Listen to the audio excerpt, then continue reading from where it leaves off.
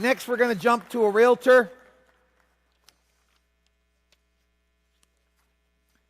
Miss Kendra, come on up. She's coming up now.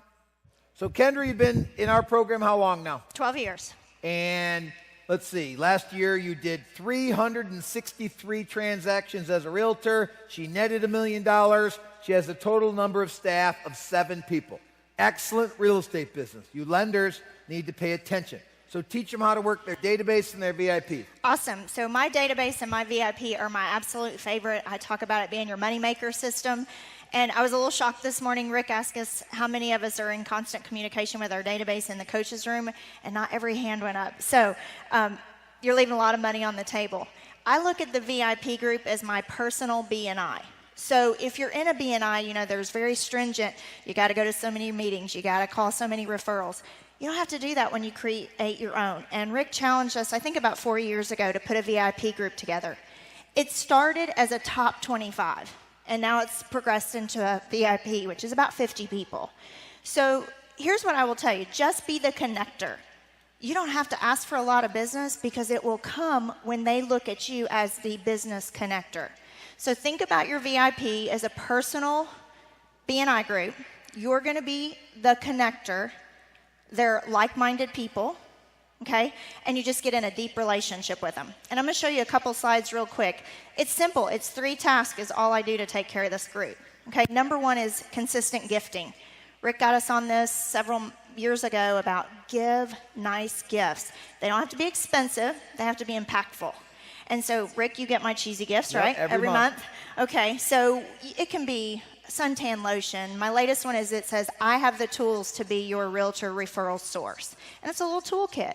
They cost $5, okay?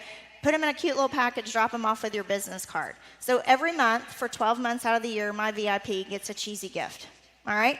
They also get a random gift. So when Rick sends me a random gift as one of his coaches, I know it's time to send random gifts to my VIP. It's usually a book that we're reading. I did The Connector's Way, which we're going to meet the author tomorrow here. I sent every one of my VIPs a connector book. And guess what? They're like, oh, this is why you do these things. It works. So now guess who they think about when they think about connecting somebody to a realtor? It's always me, okay? And the third piece of that is a birthday gift. That's it. I give them a birthday gift, a cheesy gift, and 2 random gifts a year.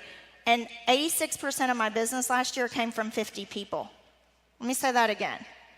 86% of 363 closings came from 50 people. Think about that. You just had Oleg chasing 225 realtors. She's focused on 50 people. 50 people sent her 250 deals. That's 5 deals per person. This is why she's going full-time in the coaching business. She's got it dialed in. You got to tighten up your VIP program. Stop chasing the planet. Chase a few really deeply. I think this is brilliant that you're so tight on this. So the next thing is you invite them to events. And I use all kinds of social events, whether it's a Sounds game, which is our minor baseball league, or buy a table at a Heart Ball or something you're passionate about and invite these VIPs. Again, they connect with other people like-minded, and they get to see you kind of work a room, and they see how important you are to other people. They want to be around you. They're going to refer you. And the third big step is showing them honor. And I started doing this in January when Rick was harping videos, and I thought, you know, this group gives me a lot of business, and I want to give them something back, but I don't want to spend a ton of money. I'm a little cheap. And so I started doing a featured vendor of the month. And it goes all over our social media, and they're the vendor for the whole month. I go to their place of employment, cut a 2-minute video. It's very unscripted.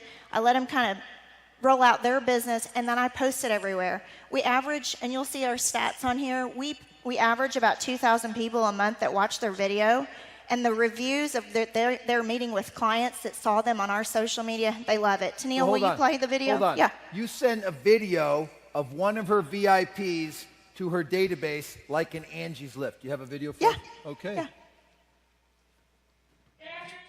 How many of you can do a video on your VIPs that you start sending your database? I'm doing that right there. That's a home run right there. Send about my CPA, my financial planner. Listen, when you give, you will always what? Receive. Receive. I think that's a great piece. Awesome. So we're going to jump from VIPs. We're going to go into database. This is absolutely nothing new you've heard, but mail call visit, right?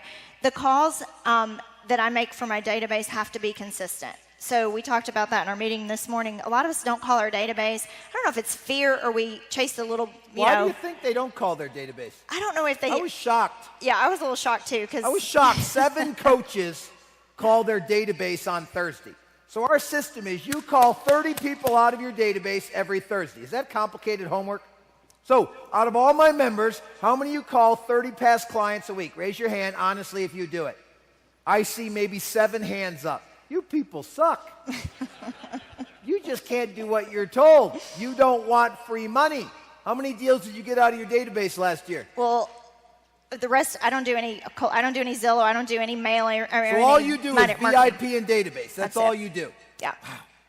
Yeah. So what do you do for your database? So we call them consistently. And the one tip that I would give realtors in here is call them on their anniversary date and ask them, do you have any idea what your house is worth today? A lot of them may not be moving because they don't know what their house is worth. And usually we just call and say, hey, do you have any referrals? Or I'm just calling to say, hey, and we don't want to ask for the business. How about you ask them if they want to know what their house is worth? It's genius. Anniversary call. I started doing it when I came here 12 years ago, and we still do them.